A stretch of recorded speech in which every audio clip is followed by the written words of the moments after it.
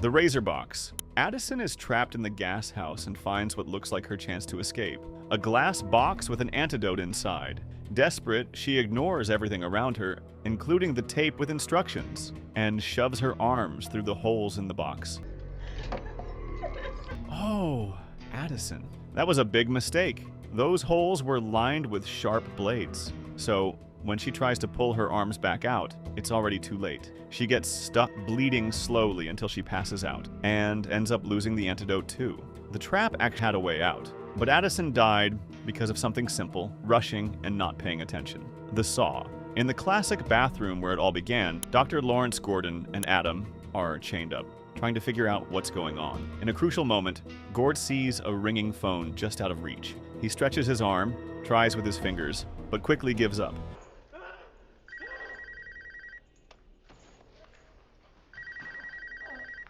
The detail that frustrates every fan is this. The saw is right there next to him. He could have used the handle to pull the phone toward him, but he doesn't even try. A few minutes later, the same object that could have helped him becomes a tool of desperation. Gordon's loyalty.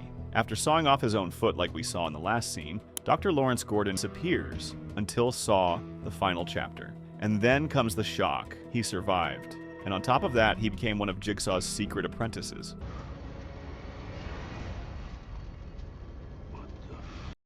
The question is, why? He went through hell, saw his family almost die, and was mutilated by a psychopath.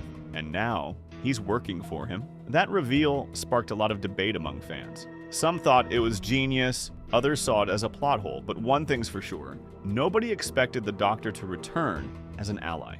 But the most surprising part was still to come. At the end of Saw, the final chapter, it's Dr. Gordon himself who shows up to capture Detective Hoffman, Jigsaw's last big enemy. Gordon throws Hoffman into the original bathroom from the first movie, chains his foot, and slams the door shut, just like John did years earlier. You can't fucking do this to me! No! No! Game over. Hesitation kills. Captain Angie Garza in the movie Spiral is alone at the station while most of the other cops are distracted somewhere else. She walks into a room and comes face to face with the killer wearing the pig mask. Garza pulls out her gun, and instead of just shooting, she runs. Hey! Hey! Hey! Instead of taking action, she tries to escape through a locked door and calls for backup that clearly isn't anywhere nearby. That gives the killer enough time to throw smoke bombs and take her down. When she wakes up, Angie is trapped in a brutal device. To survive, she has to sever her own spinal cord. She fails, and the punishment comes in the form of hot wax melting her face. All of it could have been avoided if she had just fired instead of trying to run. Too fast. Agent Rig already had a history of acting on impulse, and Jigsaw knew that. In this trap, Brenda is tied to a chair, her hair hooked to a machine, and there's a timer ticking down. The life she leads. Jigsaw was clear in the tape. Your obsession puts lives at risk. But Rig, once again, ignores the message. Instead of looking around, listening to the tape, or thinking it through, he rushes straight in to save the victim. That activates the trap, tearing part of Brenda's scalp off. She survives, barely, but the damage is done. Once again, Rig puts someone in danger is because he couldn't wait. He lives through it, but gets fired and never shows up in the franchise again. Wrong move. After failing to kill Hoffman with the reverse bear trap, Jill Tuck panics. Instead of disappearing, she does the worst thing possible. Goes straight to the police and asks for protection, but Hoffman already proved he can get into any place. Jill becomes an easy target.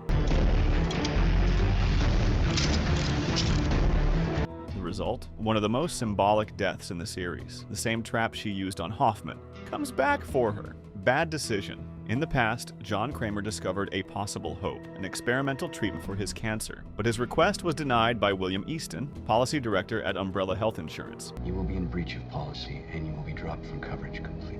I'm sorry. John was dismissed based on a cost-benefit formula, and that decision, cold and selfish, changed everything. Years later, William wakes up trapped in a nightmare tailored just for him. A series of traps involving impossible decisions, including the brutal death carousel. In the end, his own fate is put in the hands of a victim's family.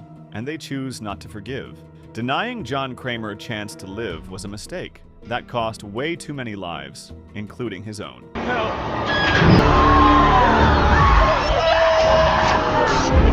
The magnum eyehole. Gus is trapped in the gas house with other victims. They find a key, along with a warning. Do not attempt to use this key on the door to this room. Xavier, acting on impulse, ignores the message and forces Gus to look through the eyehole. Adam's wrong choice. After hours of tension, screaming, and desperation in the bathroom from the first movie, the dead body stands up. Adam panics and grabs Zepp's gun and fires, but Jigsaw doesn't even flinch. With full control of the situation, Jigsaw simply presses a button and electrocutes Adam until he drops, screaming. After that, the door shuts forever. Adam's decision was pure emotion, no plan. Even if he had landed the shot, he still would have died there, chained up. The right syringe. At the beginning of the game, the survivors are faced with a choice. 3 syringes, one with an antidote, one with acid, and the third, unknown. The challenge is clear. One syringe holds the antidote for the poison running through Carly's veins. And the clue is in the dollar amount, exactly what she stole before letting a man die of an asthma attack. Out of time and patience, Ryan makes the choice for her. He injects all 3 syringes into Carly.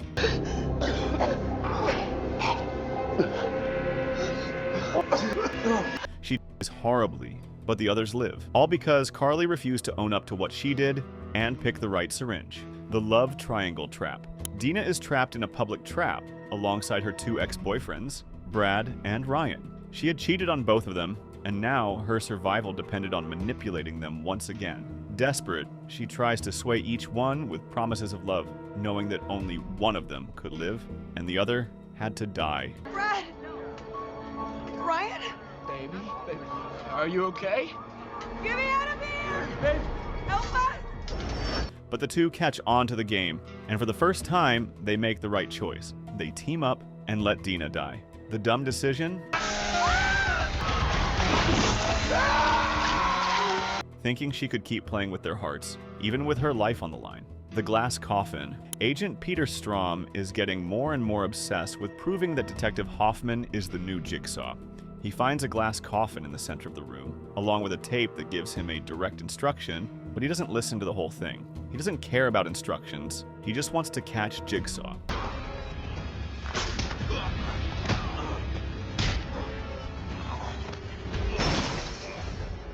Strom then forces Hoffman into the coffin instead of getting in himself. When he shuts the lid, he thinks he's won. But no. Make your choice. The coffin was the only way out. The walls close in, crushing Peter to death. The worst part? All he had to do was listen to the whole tape. But he chose to act before understanding. Billy the Puppet. Agent Perez, at a crime scene. It's carrying a tape with a warning. Even though she knows Jigsaw loves explosive surprises, she steps in closer to hear better.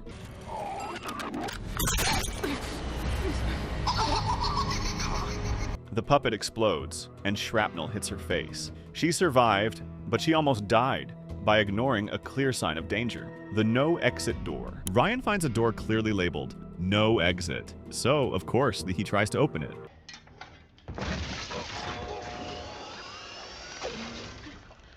The warning was literal. It wasn't an exit, and when he tries to escape, a barbed wire trap wraps around his leg. He spends the rest of the game stuck there, all because he ignored an obvious message. Sometimes the hardest thing is just to obey. Jeff hesitates. Jeff is put on a journey of forgiveness. Every victim in front of him played a part, directly or indirectly, in his son's death. But with each test, Jeff hesitates. He doesn't decide quickly. He always judges the person or talks too much. In the judge's trap, he only acts when the pit of rotten pigs is already close to killing him. In the executioner's trap, he stares, talks about justice, and only acts when it's too late. The guy puts on this big show like he's not going to save anyone, just to decide at the last second to save them. What an idiot. Jigsaw's end. Jeff still manages to reach a room where Jigsaw and his wife are, but after seeing Lynn bleeding on the floor, he hits an emotional crossroads. Jigsaw tries to remind him of the goal, which was to forgive. But Jeff, still driven by rage, makes yet another stupid decision. Jeff.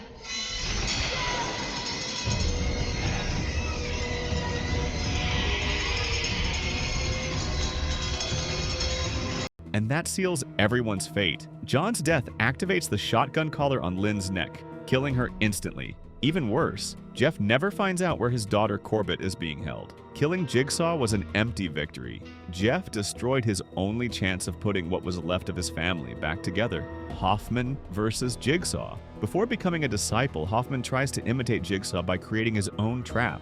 And worse, he pretends John Kramer was the one behind it. The move seems to work, but Jigsaw finds out it was a fake. He then blackmails Hoffman, forcing him to join the real game as an accomplice. In other words, Hoffman tried to trick the master, ended up becoming his slave.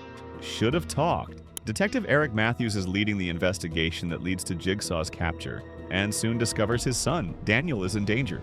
John offers him a simple deal. All Eric has to do is talk to him. The more they talk, the closer Eric is to seeing his son again. But Eric has no patience and even less emotional control. He wants answers. Meanwhile, the agents are watching the games on a screen, unaware that the footage isn't live. In the end, the truth comes out. The game already happened. Daniel was safe, literally locked inside a vault just a few feet away the entire time.